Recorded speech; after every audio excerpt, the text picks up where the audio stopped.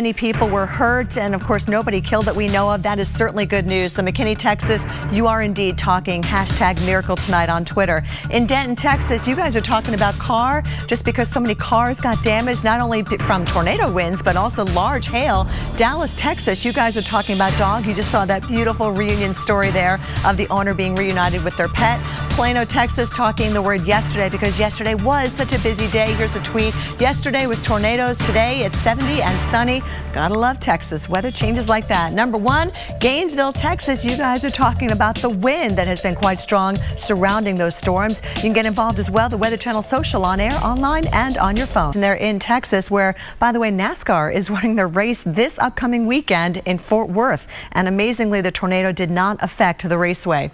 All right, as we take a look at the west, we're also following some rain, kind of spotty along the northwest coast between Seattle and Portland. The story really for Seattle is just how long it's been cloudy and rainy for several days now. In the meantime, we could use some rain here across the interior sections of the west where red flag warnings are in effect for the southern portions of Colorado down into portions of Arizona as well. That means be careful with fire. In some cases, not a good idea to light up outside at all because of the tinder dry conditions. Now we take a look at the temperatures. We're at this hour at 40 degrees in Denver, currently 50 degrees in Salt Lake City, 37 in Reno, 57 degrees for you there in Los Angeles, and beautiful even at this hour around Phoenix, Arizona, 74 degrees your temperature. And of course, we're going to take a look at your forecast as we get you ready for Thursday. The rain and even the snow showers will continue for the northwest, especially here through the Cascades and eventually getting down into the northern mountains of California, also into Nevada and Idaho as well. Low pressure kind of stirring up the wind a little bit too. That's why we're concerned about fire danger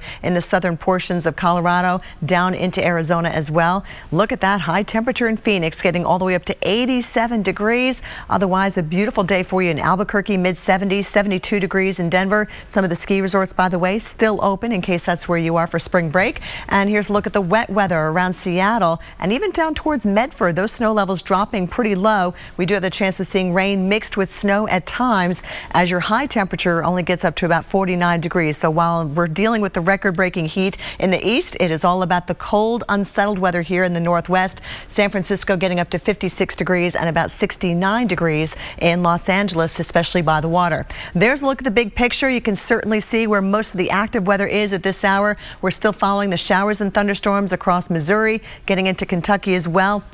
Nothing severe right now. We'll certainly keep you posted on that. And we're also following the showers and storms in Florida. And yes, another chance of storms for Augusta, Georgia for the Masters Tournament, round 1 tomorrow. We'll be right back with your 7-day forecast. Had to see that happy reunion take place. And I love Brownie. That's a cute name for the dog.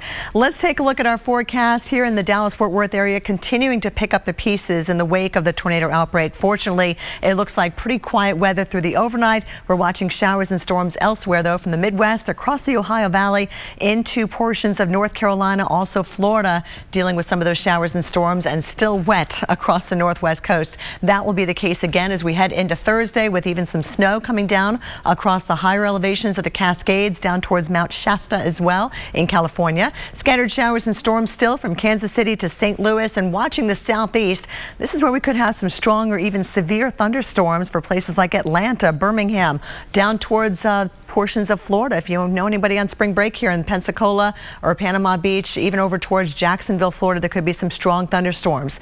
In the northeast, looking pretty good overall. Still a little chilly for some of you across upstate New York and portions of New England. Boston, you're looking at a high of 54 degrees for tomorrow. Otherwise, still plenty of warmth across the south. We're in the mid-70s in Atlanta. Our neighborhood pool actually opened up early this year for spring break. We don't normally open up this early, but it's been so hot.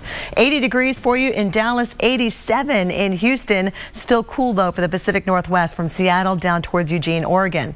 Here's a look at Friday. Still, how many days in a row is this for Seattle with a chance of rain, snow coming through the higher elevations of the Tetons and Big Sky, Montana as well. Otherwise dry for you around Chicago, right on down towards New Orleans and Houston.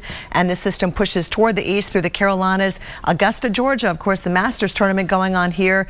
And it looks like we'll have to deal with the scattered showers and storms for the next few days, as a matter of fact. Here's a look look at our high temperatures for Friday, and boy, that 68 is going to feel kind of chilly in Atlanta. It's been so warm lately, and you can see the cooler weather across the Northeast as well. Here we go into the weekend, tracking the wet weather moving back into Minneapolis as well as Kansas City, down towards Oklahoma City as well. And then as we head towards Sunday, we've got a NASCAR race to run here in Fort Worth, Texas. Looks like we've got a chance of seeing more showers and thunderstorms. Still looking unsettled for the Northwest coast and right here around the Great Lakes, including those of you in Cleveland and Pittsburgh, and then eventually ending up here in the Northeast by the time we head towards Monday. Well, stay with us as we track the storms here on Weather Center Live.